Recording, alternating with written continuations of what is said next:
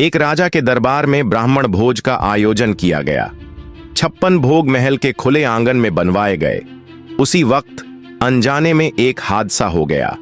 खुले में पक रही रसोई के ऊपर से एक चील अपने पंजों में एक जिंदा सांप दबोचकर उड़ रही थी। सांप ने चील के पंजों से छुटकारा पाने के लिए फुफकार भरी और साथ ही झर उगला। उसके मुख से निकली जहर की कुछ बूंदें पाकशाला में पक रहे व्यंजनों में गिर गईं। जहरीले भोजन को खाने से सभी ब्राह्मण काल के गाल में समा गए। जब राजा को इस बात का पता चला तो ब्रह्म हत्या के पाप ने उसे दुखी कर दिया।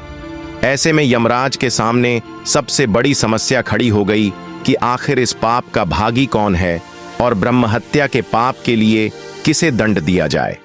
सबसे पहला नाम राजा का आया, क्योंकि राजा ने ब्राह्मणों को भोजन के लिए आमंत्रित किया था।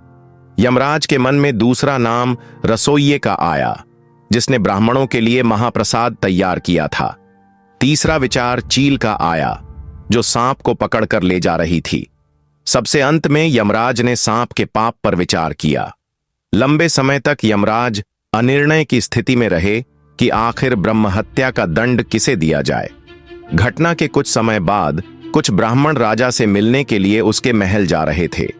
उन्होंने रास्ते में एक महिला से महल का रास्ता पूछ लिया।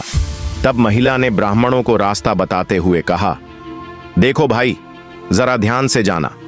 वह राजा ब्राह्मणों को खाने में झर देकर मार देता है। जैसे ही महिला ने यह बात कही, यमराज ने फैसला कर लिया कि मृत ब्राह्मणों के पाप का फल इस महिला के खाते में जाएगा और वही इस दंड को भोगेगी। यमदूतों ने यमराज से पूछा, प्रभु, ऐसा क्यों? तब यमराज ने कहा, जब कोई व्यक्ति पाप करता है तो उसे पाप कर्म करने में बड़ा आनंद आता है। ब्राह्मणों की मृत्यु से न तो राजा को, न रसोइये को, न चील को और न ही सांप को आनंद मिला। ये सभी इस अपराध से अनजान थे, लेकिन इस महिला ने इस घटना का जोर शोर से बखान कर इसका आनंद उठाया। इसलिए ब्रह्म हत्या का यह पाप इसके खाते में जाएगा। शिक्षा। अक्सर हम यह सोचते हैं कि हमने कभी कोई बड़ा पाप नहीं किया, फिर भी हमें किस बात का दंड मिल रहा है। वास्तव में यह दंड वही होता है जो हम परनिंदा का पाप कर संचित करते रहते हैं।